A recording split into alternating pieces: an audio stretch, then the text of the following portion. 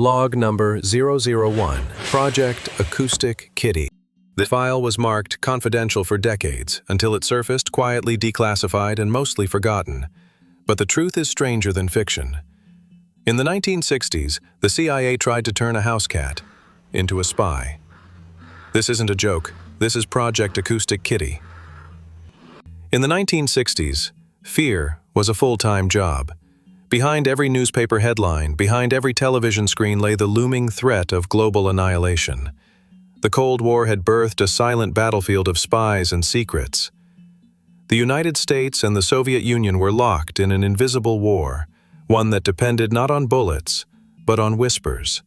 The CIA, America's clandestine brain, scrambled for any advantage: bugs in embassy walls, double agents in foreign embassies, psychic experiments, mind control. They weren't just fighting the enemy, they were chasing shadows. Enter Dr. Stanley Gottlieb, head of the CIA's Technical Services Division, a chemist by training but an architect of mind games by profession. His name was already linked to MK Ultra, the CIA's notorious mind control program, but Acoustic Kitty, that would become one of his most bizarre legacies. Imagine you're a Soviet diplomat. You're speaking confidentially in a park. There are no cameras, no microphones, no obvious surveillance, but near your bench, a cat sits lazily in the grass, licking its paw. You wouldn't think twice, but that cat is listening. That was the CIA's vision, a living surveillance device that blended in so well it became invisible. And so, Project Acoustic Kitty was born. The agency spent millions attempting to surgically embed listening devices into real, living cats. According to declassified documents and first-hand interviews, the process was gruesome. A microphone implanted in the ear canal, a wire running along the spine, a radio transmitter near the base of the skull. The power source?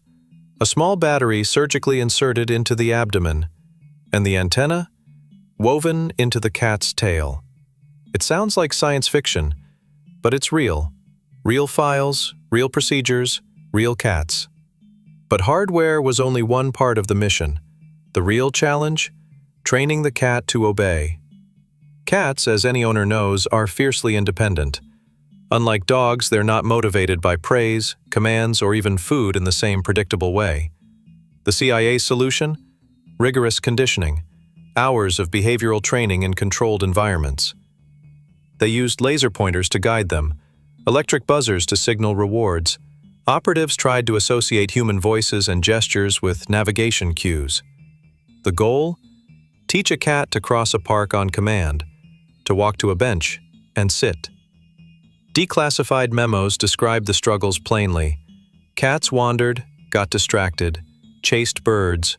One report notes a prototype cat became interested in a passing pigeon and wandered off. Another claimed the animal refused to move at all, lying on its side mid-test. The modifications also came with physical limitations. Some cats grew lethargic or unresponsive after implantation. Others were too nervous to function outside the lab. Despite the setbacks, the CIA pressed forward. They believed in the concept. They believed in the tech. They believed they could tame nature. Eventually, after multiple failures and months of conditioning, one cat was deemed operational. The agency planned a field test in Washington, D.C. The target?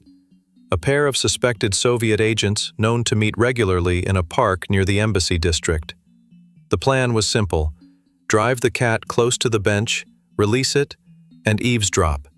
This was the culmination of years of work. It was risky, but they were ready. The test took place on a cool afternoon.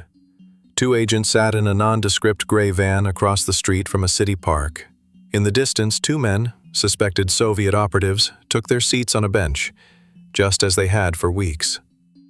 In the back of the van, the cat was prepared, wired, focused. The agents activated the listening device, tuned into the frequency, and gave the signal. The van door slid open. The cat was released. What happened next has become legend inside intelligence circles. As the cat crossed the street, it wandered slightly left. Then, without warning, a taxi came speeding around the corner. The cat was struck, killed instantly. Years of research, Nearly $20 million in development. Wiped out in a single moment of urban chaos. The agents sat in stunned silence. There was no recovery, no extraction, no second chance. To some within the agency, it was the perfect metaphor for the era. High-tech dreams crushed by the unpredictable weight of the real world. Project Acoustic Kitty was officially canceled soon after. An internal CIA report labeled it a complete failure. But the agency never publicly admitted it. The documents only surfaced decades later, pried from the archives by a Freedom of Information Act request.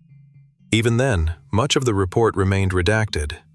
What was released confirmed the basics: the funding, the surgeries, the training, and the death. But whispers within the intelligence community suggested there were multiple prototypes, and that one may have actually succeeded. Some former agents have hinted at a second cat, one that completed its mission, delivering audio of a classified Soviet conversation. But the signal was garbled, unusable. Others claim the project didn't end, it evolved. From cats to birds, from animals to humans. The real legacy of Acoustic Kitty isn't the failed experiment. It's what it represents.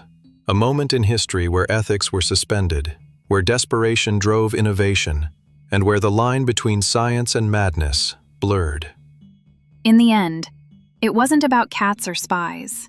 It was about power, about listening without being heard, seeing without being seen. Log number 001, closed. But hundreds more remain buried beneath layers of dust, secrecy, and silence. Files waiting to be opened, stories waiting to be told.